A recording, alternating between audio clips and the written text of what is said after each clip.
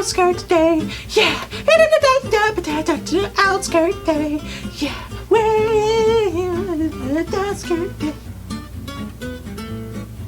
Ah, hey, I didn't see you guys there. Howdy ho, it's me, Melvin the Marvelous Moose Mailman. You know, you sure do guys like to follow me on Outskirts Day, don't you? You know, I was just on my way back to deliver some mail. You know, would you guys like to come with me? Yeah, at this rate, we might as well make it an Outskirts Day tradition. Now, before we get going though, we have to look at our map. Specifically, look at our compass, and we need to plot our route. Alright, let's take a look at it. Alright, let's see. The compass has 4 different directions: north, east, south, and west. The order is very important. Maria taught me a little phrase to help me remember on account of the one time I got lost. Now, what was it? Oh yeah! Never eat sour watermelons. The first letter of every word stands for a direction.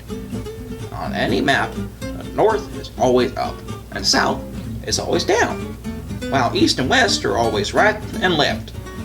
But in real life, you might be facing south and not even know it. To find out, I usually look to the sky to see if that can help. If it's the morning time, I know the sun rises in the east. So if I face the sun, I know I'm facing east, and the north is to my left. If it's the afternoon, however, I know the sun sets in the west. So if I face the sun, I know I'm facing west, and north is to my right. That's why the order is so important.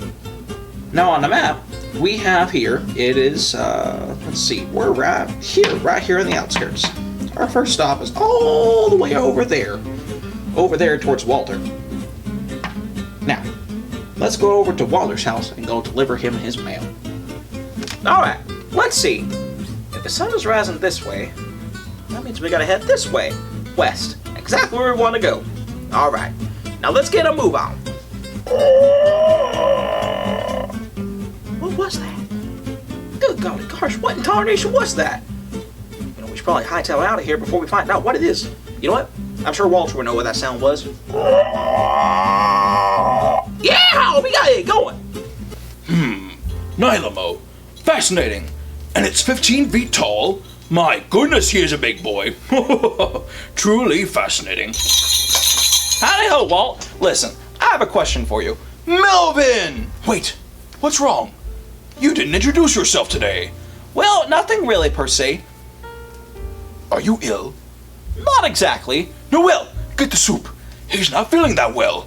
No, Walter, that's not... What's wrong, dear? Come here, let me feel your forehead. Do you have a fever? Well, I appreciate the effort, Noel, but I'm just fine. Are you sure? I have some soup on the stove right now. Oh, no, something's definitely wrong. He didn't introduce himself today. No, Melvin, the Marvelous Moose Mailman? Not even a Melvin. Wow, he must be feeling really sick. Listen, I'm just fine. I just have a few questions about something that happened at the outskirts today. That's all. Oh, it is Outskirts Day, isn't it? Yes, which, by the way, you got a very in-depth letter about an island from your pen pal Santiago. Here, Walter, here's your mail. Oh, yes, fascinating. Let me just, yes. So, tell me, what happened out there in the outskirts?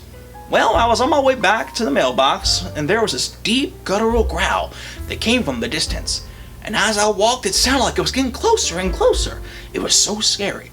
I just about jumped out of my skin. Oh my, you poor thing. You know, you don't think it could be a Yeti, do you? Who do what now?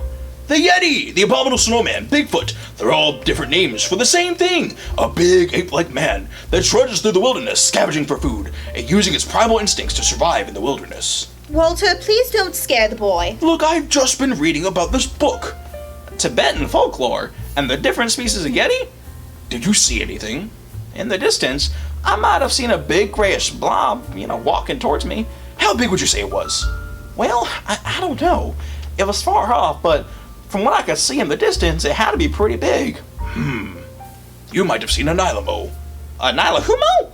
A Nylamo, yes! There are these 3 different types of Yeti creatures in Tibetan lore. Rangshim, a bumble, the smallest, most ape-like creature, and it stands around 3 to 5 feet and has reddish fur. Kind of like an orangutan. The Shuti, the second largest, that stands around 8 feet, that lives in the high mountain regions. And then, the Nilomope, the most biggest and aggressive variant with dark black coarse fur that turns white with the snow. Well, that sounds terrifying.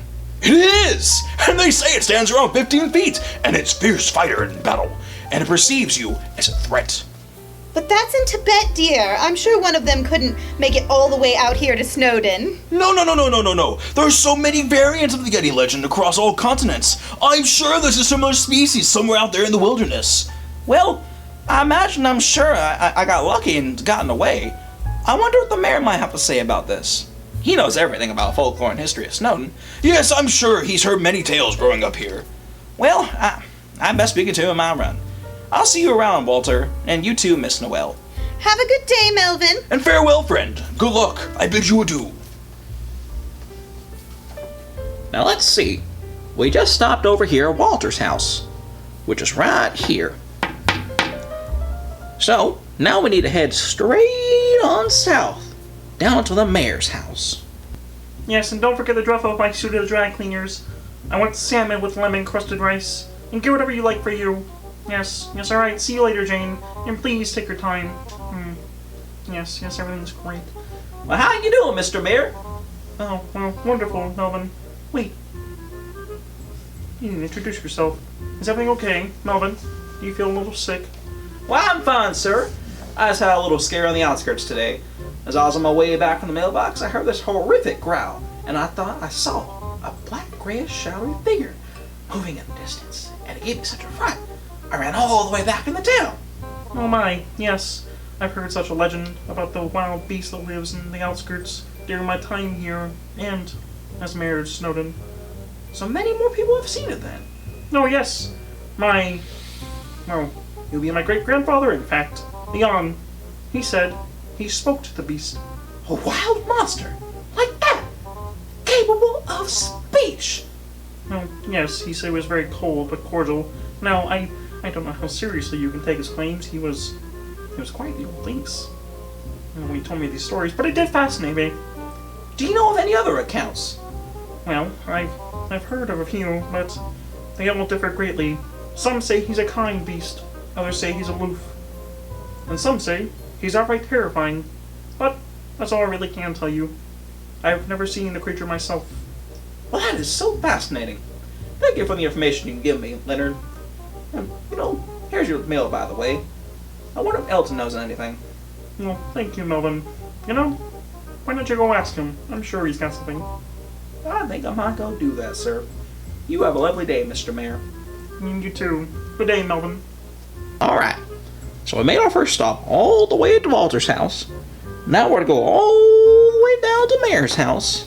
And now that we've been to Mayor's house, we're to go all the way back up north to go to west of Walter's house. Or Elton's house. Hi, Mr. Elton. Melvin. Have you got this month's issue of Dying Dodos Monthly? Yes, just right here. Okay, but here's your mail. Brilliant.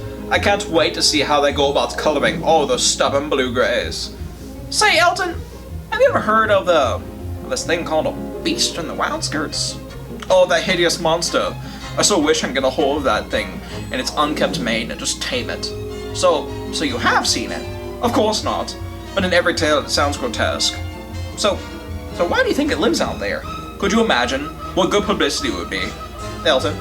Elton's barbershop, turning monsters into models. Oh, never mind. I wonder if I can get the icicles. See if they know anything. Alright, I'll see you later, Elton. From ghastly to gorgeous. Oh yes, goodbye, Mel. Okay. Now that we visited Elton, we have to go east a little bit to go visit the icicles. So that means we have to go past Walter's house, then we arrive at the icicles' house. What if we play Mermaids and Dragons again? That's boring. What about the Great Pinguini? No! I'm so tired of him. What about cleaning the house? Yes. That'll be fun. Let's do chores for fun. That'll be great. It's just an idea. Well, howdy ho, kids. Melvin! What sort of fun games you guys coming up with today? Nothing! Oh, well, come on now. I know you kids gotta have something, fun and interesting going on up in here. Well, we come up with something, but, no, just nothing fun and interesting. I'm so bored. You got any fun stories, Mel? Well, I did go see Walter a little while ago, but I'm not sure I got anything super interesting. It's gotta be better than all this. Come on, Melvin. Yeah, story! Story! Story! Story! All right. So, wow, is it Walter's? You know, he got to tell me about these big old creatures called the Yetis. What's the Yeti? Oh, well, a Yeti's like a big old fella. It looks like an ape, but he walks around on 2 feet. Ooh! Are Yetis nice? Do they like to destroy things? And have you ever seen one? Well, hold on. Some say they're nice creatures, and some say they're mean. I think it depends on the individual and whether they like to destroy things or not. I can't rightly say, but just earlier today, on my way back from the outskirts, I heard this low growl off in the distance, and I could see this real tall fella walking through the woods. Did you say hello? Were you scared? Did he see you? Well, I had to finish my real run, so I didn't really question it. You know, speaking of mail, I gotta talk to your mom and dad. Have you seen them? I got mail for them. They're in the kitchen. All right, you kids. I'll see you around.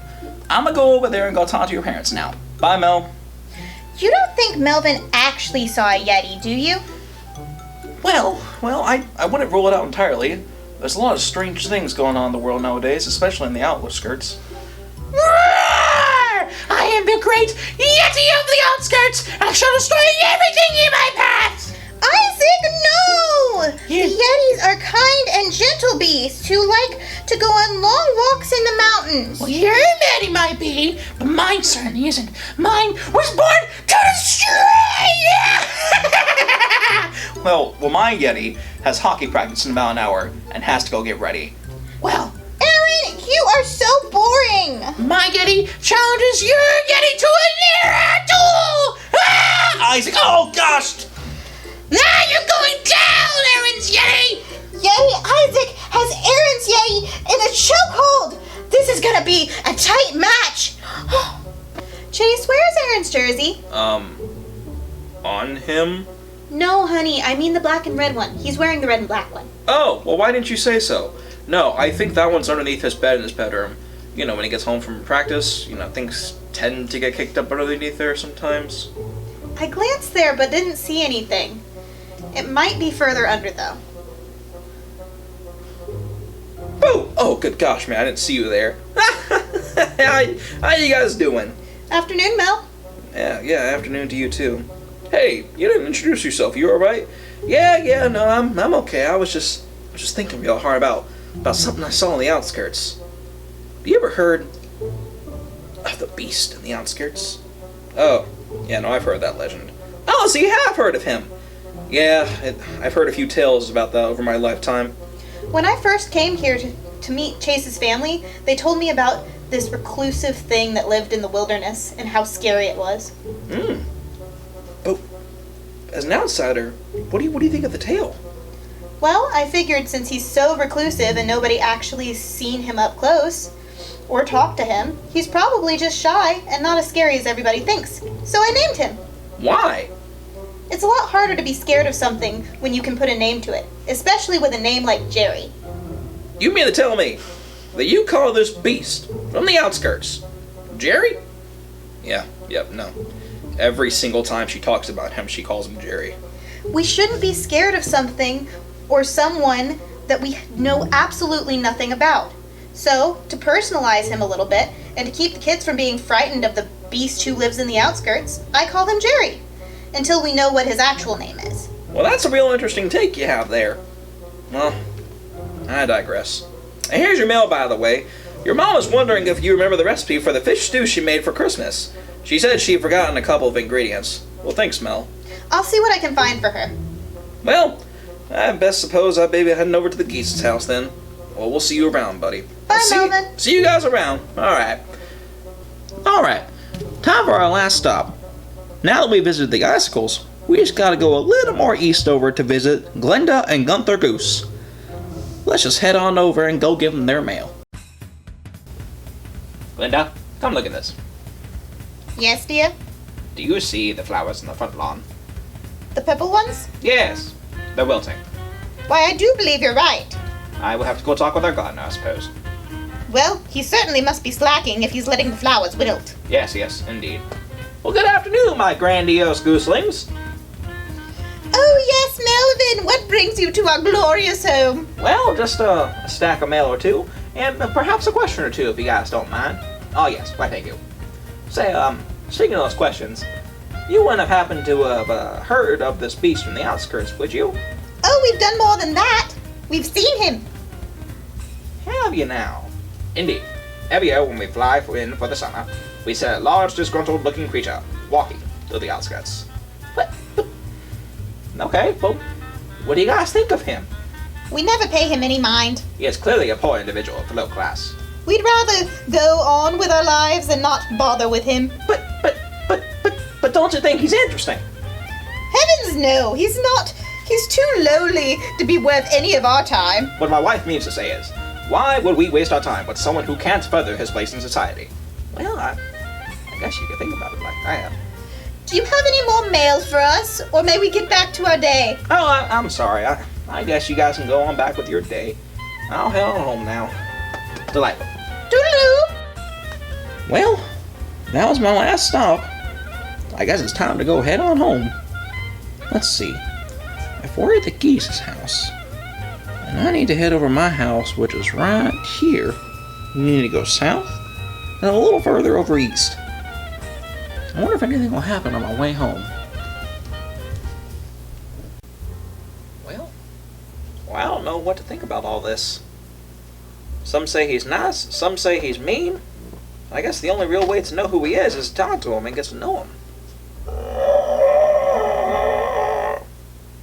Well, howdy ho, sir. I don't know your name or who you are, but my name is Melvin. Melvin the Marvelous Moose Mailman. And I hope I get to know you. I know we never talked before, but I like to think you're a nice fella. In fact, I believe you're one of the nicest guys I can meet. I like to stay and talk, but it's been a long day, so I best be getting home. You have a good day, sir, and I hope to learn your name one day.